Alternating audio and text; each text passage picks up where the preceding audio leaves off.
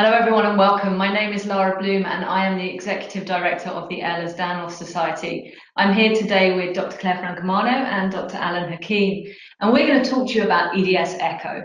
The webinar is being recorded and it will be available on our website with all the slides very soon. Attendees are going to be muted at all times, but you can type questions that are specifically about ECHO into the question box at any time of the webinar. But please don't submit your questions more than once, and we're going to respond to them all at the end of the presentation. So what we're going to talk about today is I'm going to just minimize this.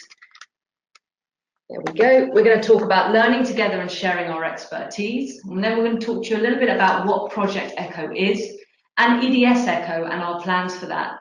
Then we're going to talk to you about the telemedicine platform Zoom and how you can join us in EDS ECHO and then answer any questions that you have. We're going to now take the webcam off so you can focus on the slides, and we'll be back with you so you can see us for the questions and answers. Okay, so we're doing a lot already, committing to education support, and the ways that we're doing that currently are going to conferences and hosting those all over the world. We've got a really large presence on social media, nearly 100,000 people from everywhere internationally now currently. We're also running monthly webinars on lots of different subjects. We have a very, very popular website where we're getting about 250,000 hits every month. We've got a lot of publications out there. We're doing a lot of research. We've funded more research since we launched 2 years ago than have been done in a very, very long time towards EDS and HSD. And we have an amazing collaboration of experts and lay members. Okay, so what more can we do? We want to do as much as we can to equip professionals to look after patients no matter where they're living. And we need to think about how we can support healthcare professionals in their day-to-day practice. And what might we offer to what access can we offer to expertise and generate opportunities for shared interactive learning? And is there something that could be provided and accessed anywhere in the world? And how can we help build local clinical expertise? And could this be a continuous learning program for clinicians? And our conclusion asking these questions was to provide teleconferencing clinical meetings with case-based discussions and learning modules. I'm now going to pass over to Dr. Hakim, who's going to talk to you about ECHO. Thank you. So a good 6-7 months ago, Lara and I were having this conversation and thinking that we needed some kind of platform to be able to do this from. And Lara said, well, I've been hearing about something called Project ECHO, and the rest effectively is history. Because what Project ECHO is really a quite phenomenal organization that has grown in international strength, starting from the incredible work from Professor Aurora and all of his colleagues through the University of New Mexico in the United States. And it started with the principle of moving the knowledge from experts and not the patients to the experts within New Mexico for the management of hepatitis and hepatitis C in particular. And they developed a program through telementoring that built the capacity and created the expertise amongst the local communities around the whole of the state, and effectively developed what they describe as a hub and spoke knowledge sharing network, where the community providers were learning from the specialists, where the community providers were then learning from each other, and where the specialists were learning from the community providers. So you could really see a sense of self-learning across the spectrum of expertise. The bottom line being that everybody was becoming more effective at being able to care for their patients at a much more local level. All of this is very nicely described on their website, and I commend you to go and have a look at this in more detail if you'd like to learn more about Project ECHO of itself. This schematic, I think, really describes what happens then. So at the top, you can see that there are the specialist teams. Now, many people will know that it's very difficult necessarily to access specialty teams, but many people will know that it's quite difficult to know whether they are making the right kinds of decisions for their patients and need to get advice. The opportunity exists now then through this telementoring, telemedicine process for specialists to share with local primary care leads, general practitioners, primary care physicians, other non-specialists in this learning cycle together, who could be anywhere at any level in healthcare, but are clinicians who are caring for our patients. And the outcome then is that everybody becomes that little bit more familiar and confident to be able to manage a greater pool of patients and reach a greater number of people out in the community. Just to highlight then that we're not doing this from a lack of evidence. Project ECHO has been working incredibly successfully for quite some time and has a huge portfolio around the world that clearly shows that this works very, very well. And here's just a list of some of the areas that have been up and running and incredibly successful in this process. Not only that, but its credibility, I would say, is second to none. It's become recognized as an organization by all of the funding partners that are listed at the bottom there. And we really are delighted to have become a hub under the auspices of EDS ECHO within this program, really within this family of Project ECHO. So we feel, as a global charity, that we can actually emulate that model at a number of different levels. We can look at this internationally. So if there is a need to be able to explore with each other issues around EDS with colleagues who have an international expertise that we don't have, then we can do it at that level. We think that we can do this nationally. Ideally, eventually, we would like to get this to a regional situation where there is more expertise, much, much closer to the patients. And this would be within a province or a state or a county, depending on how your country describes its regional structures. You can even take it down to locally, where there's a local level of knowledge that can be shared with other people. And of course, there's the opportunity to interact between them all, because it's a virtual environment. Our initial aims are to start with 2 sites, and Claire will explain this in more detail in a moment. But this graphic is designed really to show that it doesn't really matter where we can reach everywhere. And we will be encouraging everybody from everywhere to join us if they can. But in the long term, we imagine that that opportunity to run programs can come from a number of different sites all over the world, reaching anywhere, but particularly covering a much more close regional or local environment that allows people to have conversations that perhaps apply particularly more to the particular areas or the nuances of their own country or the countries around them. I'm going to hand over to Claire now to talk a little bit about what happens next with the program. Claire. Thank you. So we are planning a launch of EDS ECHO in April 2019. And as Alan mentioned, we plan to start with 2 sites initially, but we welcome all practicing clinicians from anywhere in the world to join us as we embark on this program. We'll be starting with hubs on the East Coast of the United States in Baltimore and Hershey, Pennsylvania.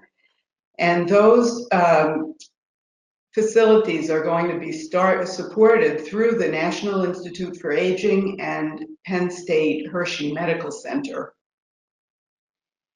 The UK site will be in London and supported by facilities and staff at the Royal Society of Medicine.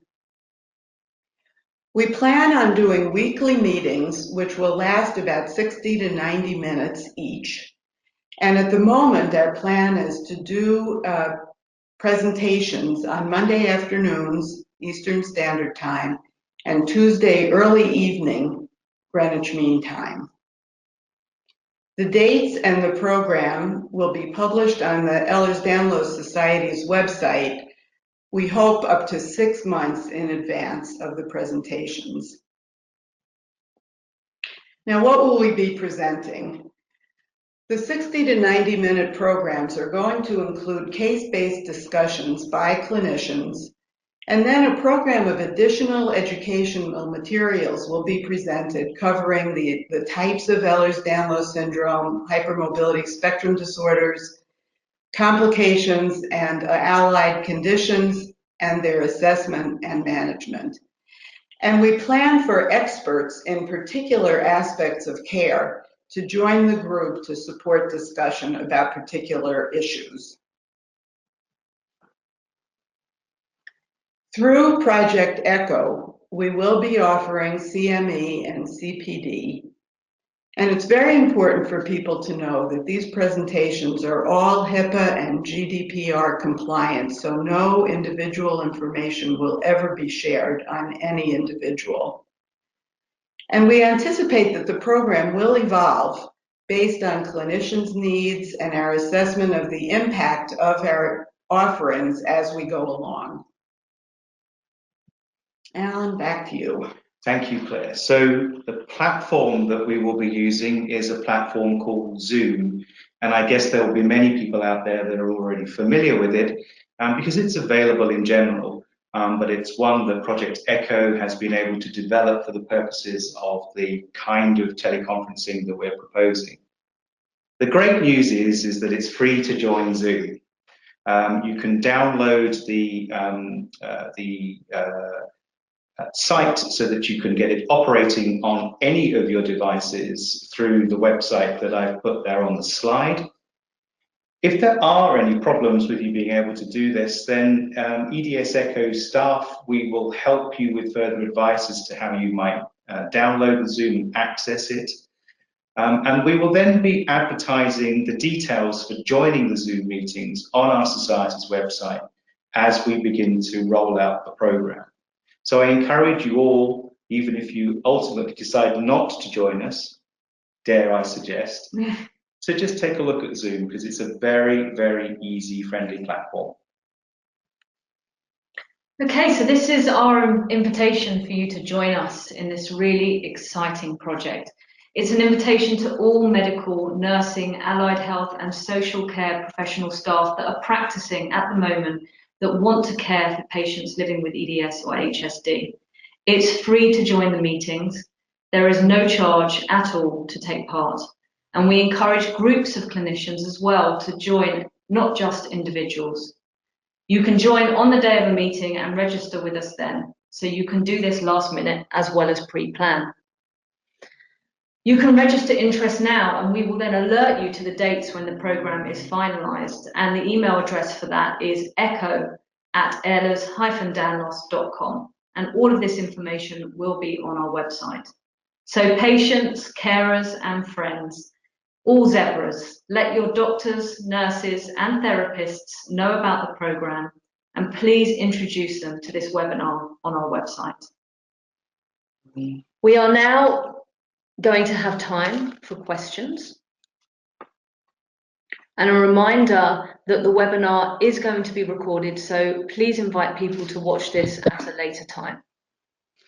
Hi, we do have some questions coming in. Please go ahead and send as many questions as you have.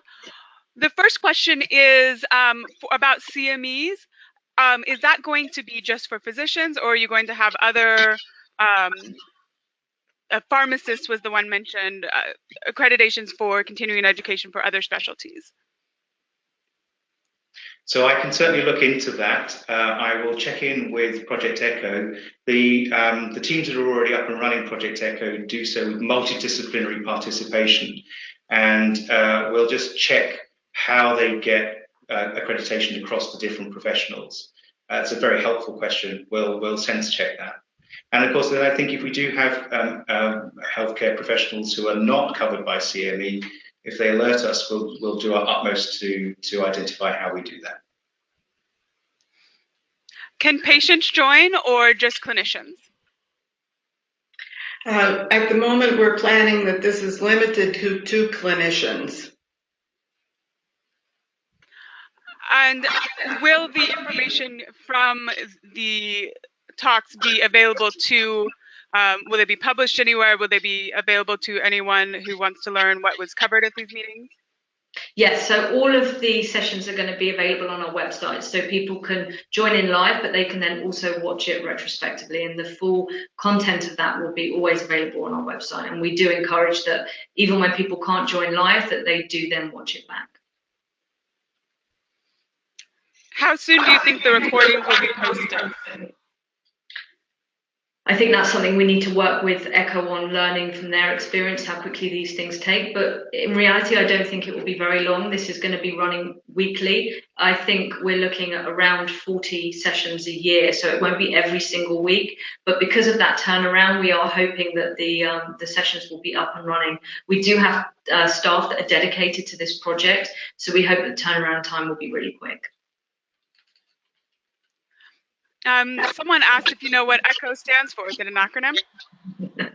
We discussed this, didn't we? So, it doesn't, that we're aware of. It just symbolises the echo that is created from this kind of effort globally around the world. And if you look at the logo, the C being in a different colour represents how this all started with hepatitis C. Yeah. So it might be me saying something, then somebody else saying that, then somebody else saying that, and we're all learning, or the other way back. What is the best way to tell your doctor about this project? There's going to be various ways. So between now and April, the Society are going to work on generating as many different things that we can to help you be that bridge to the professionals. We're going to be creating things you can print out, things you can email, and also we're going to be attending lots of conferences over the year and in the future where we're going to be having booths. And historically, this is the kind of thing that we realize the potential. There are so many people that approach us at these events who we had no idea were looking after EDS and HSD patients, and they come up to us and they say, without your website I wouldn't be anywhere, but I need more help. How do I look after these patients? What do I do? So I have a folder in my inbox just dedicated to the amount of professionals that have got in touch with us over the years and said, please help. And this is finally a way that we can do that regularly and arm them with the knowledge and expertise that only a very small amount of people around the world have currently, so we can expand that knowledge and those resources. So we're not worried too much at the beginning that we're not going to have enough people, but the more people we can have at this constantly evolving program, we would be so grateful for everyone's help to really reach out to people that we're not able to. And I'm just thinking that on our website, we will have that wonderful logo from Project ECHO, which they generated for us, which is EDS ECHO. Look out for that, click on that, and that's where this information will all be sitting. Absolutely. Is there a limit to the number of attendees for each presentation? The answer to that is yes. We are cognizant of the fact that at the moment the Zoom platform will allow us 200 attendees. So one of the ways we're going to try and help get around that is encourage groups to dial in as one dial-in from organisations or departments or areas if we run into that trouble, and it would be a nice problem to have. But then ultimately, of course, as we get more and more hubs feeling comfortable with being able to generate their own regional or local program under the auspices of this, there'll be fewer and fewer people needing to dial in. So initially, we acknowledge that we will be at risk of potentially not being able to deliver for everybody each time, unless we can encourage people to try and group together to join us. But the advantage is that the webinars will be recorded, and so there's an unlimited number of people who'll be able to watch at a later time. Right. I think as well it's a domino effect of demand and opportunity. So if we're having the problem where we are exceeding the limit every single week, then it's going to be very, very easy for us to then show how much we need funding to establish more hubs. And so one will kind of create the other. So I think, like Alan said, it's a very nice problem to have, and I think it won't be a problem for long because it will demonstrate how effective this really is. Yeah. And we'll be coming out to our colleagues, pleading with them to help us by setting up additional hubs. Yes, absolutely. Will this be available to students? Well, so if students are with clinicians under the auspice of being trained in that environment, then that's entirely appropriate. Yes. Because it's a learning vehicle. In isolation, dialing in as a student, I don't think that's going to be possible. So we will not be discouraging audiences that include students who are learning. The purpose of this, to remember, is how to care for patients. It's practicing clinicians. So as well as knowledge, it really needs to be practical. So people are going to be presenting their de-identified cases. It's not so much a lecture. It really is in practice, this medicine. So it wouldn't really be appropriate for that. And also it would limit the amount of cases that could be presented. If it's more student-based knowledge sharing, it really needs to be very practical and talking about those case-based presentations. Will advances in research for EDS and associated conditions be provided through these sessions? Absolutely. We plan as information becomes available, which has relevance to the practice of medicine and the care of people with Ehlers-Danlos syndrome and hypermobility spectrum disorders, we will include that in the curriculum, certainly. The other thing that we've been talking about is that, of course, this is just one of our programs of work, but it is an opportunity in real time for us to talk about the other work that we're doing in parallel with this. So as we develop the clinical pathway guidance and anything new that's coming through from our learning, all of these materials will be things that we will be flagging up as sharing amongst the clinicians, because they're going to be valuable parts of their day-to-day practice. I think it's also important to remember the partnership we have with Penn State and the research efforts coming out of this process. So we are going to be capturing data of the kind of issues that are arising, and that is that's research in itself. So it's very much in the forefront of our minds to be presenting research, but also doing research through this process. What specialists will be participating in the hubs? Full multidisciplinary team. Everybody. Yeah. So our plan is to develop a curriculum that addresses all of the different comorbidities and allied associated conditions that we see in patients with Ehlers-Danlos syndrome and hypermobility spectrum disorders. So over the course of a year, we plan to address with specialists who take care of patients with those individual conditions the management and diagnosis of each of those different subspecialty issues. Equally, I think there's a really important principle here, which is that the people that are dialing in are not passive in this process. Everybody has something to offer. So, for example, if somebody or a group of people from a chronic pain department were dialing in to learn with us and work with us, then they would become people that we might ask questions of at the day on the meeting about some aspect of chronic pain. But one can imagine that not necessarily that expert being sitting in the hub on the day, but because of the breadth of expertise of the people that are dialing in, we have the knowledge between us, and that's the whole concept of sharing with each other. If we think that this is a group of experts that are sitting in one place and telling everybody else what the answer is, that's completely wrong. Everybody interacts with everybody else and shares their experience. It's also the wonderful benefit of being with such a reputable platform that's so proven, like ECHO, because there are other echoes that have been done globally. So, for example, there's a pain echo, and there are people within that are thinking about EDS who have already contacted us to say, could I help with the pain aspect thing because I'm used to this platform? And that wonderful collaborative spirit is exactly what this is all about. And we are just so delighted and grateful to be part of this. We really are. It's such a wonderful initiative, and it's just so proven in its success as well. And we're really excited at the opportunity it could bring to our community. It really is, I think, going to give a lot of answers to the questions and the needs that have been out there for so long. In keeping with the theme that Alan and Laura just mentioned, one of the mottos for Project ECHO is all teach, all learn. So that's the idea of everyone participating being both a teacher and a learner.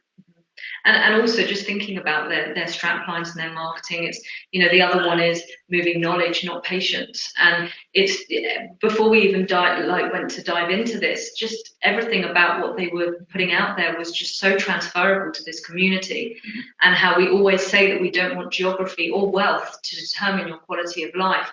And this may finally be a vehicle that we can use to stop that issue. Another question about who can participate.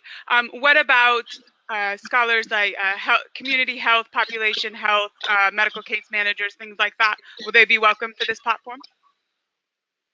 Absolutely, absolutely. And we've seen this in some of the live models where we go and do our training with Project ECHO, that all those kinds of support professionals that are in health and social care are joined in, because they're a critical part of the conversation for the management of patients. Absolutely. Will there be a research component to EDS ECHO? Will there be a chance for researchers to interact as well? That I think we have to think about. We are very cognizant of the fact that this needs to be clinical for clinicians day-to-day managing their patients. We will always bring in the evidence of best practice, but I think if we are talking overtly about new areas of research, then I think we're missing the opportunity with this particular program. That said, we are, very able to set up specific programs through this to discuss particular areas so that people know when they're dialing in that is the agenda. So it's certainly something that we can explore. But there is another component to this from the research point of view, which is the actual research, as Lara was saying, the actual research that we want to do around Project ECHO itself, EDS ECHO, which is along the lines of both subjective and objective evidence that we are providing for clinicians the need that they have, and that this is having some impact on their ability to support their patients. But as a forum for researchers to maybe discuss specific elements of research, that is not the primary purpose of this, but we could put some program together that's similar to that under the auspices of this.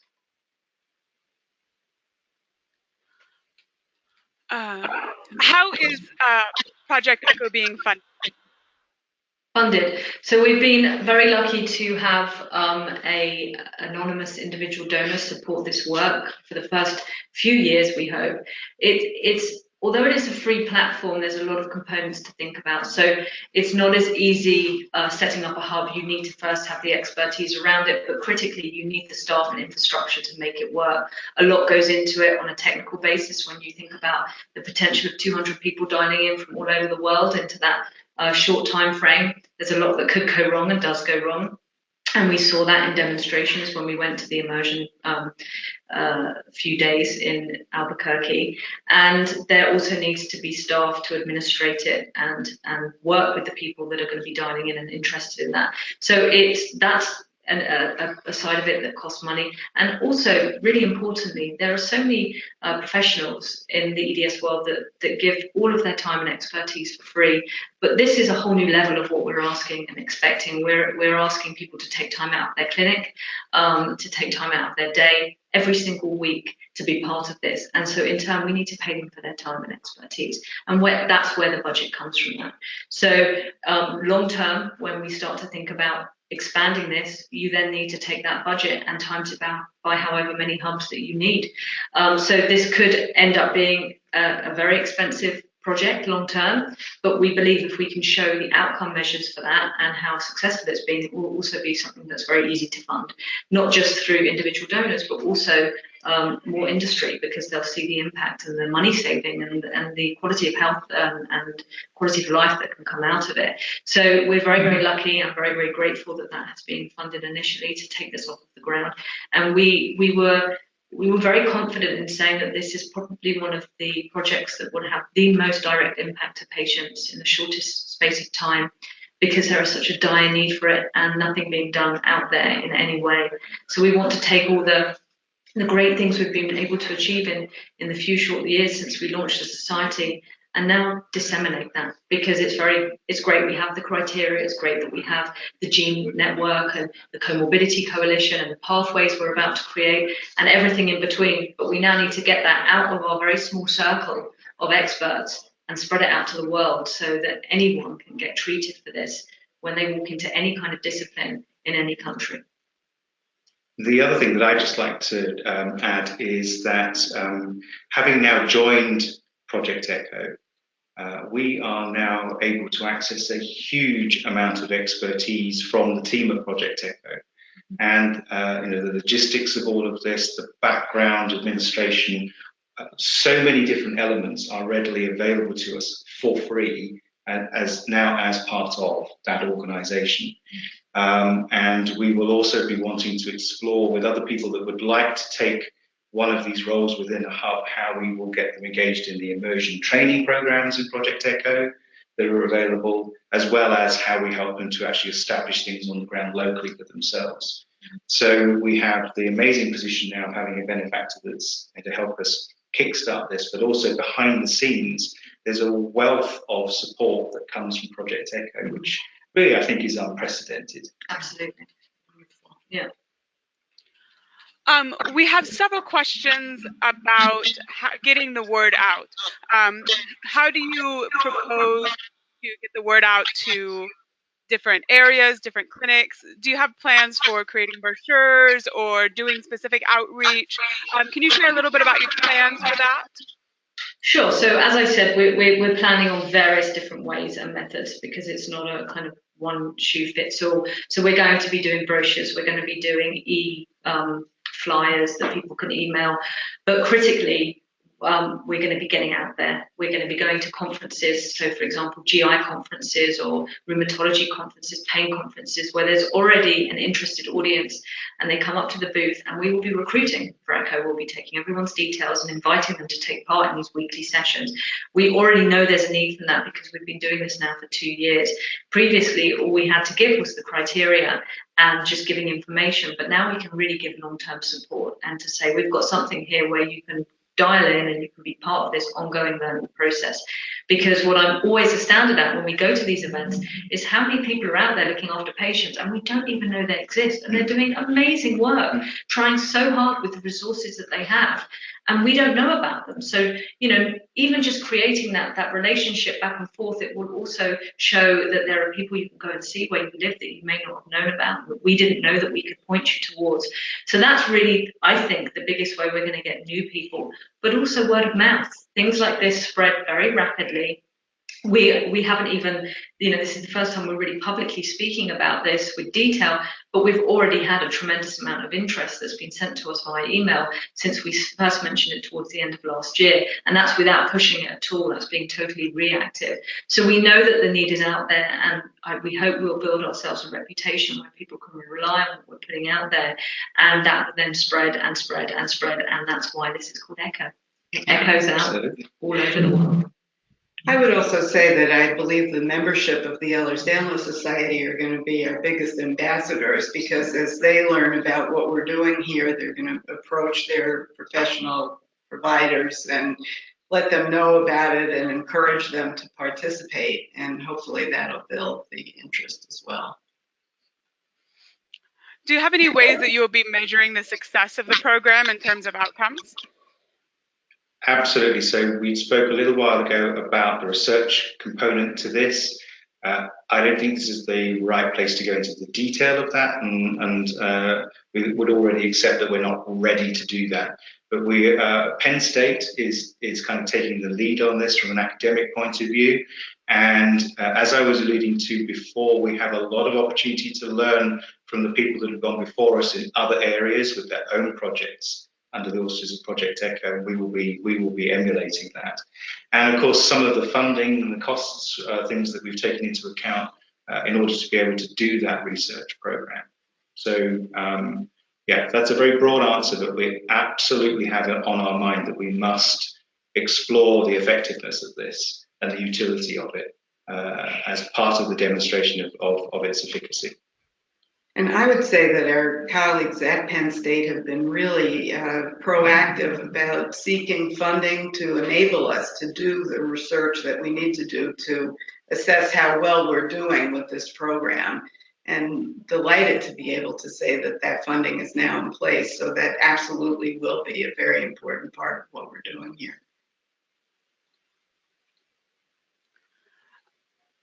Apologize.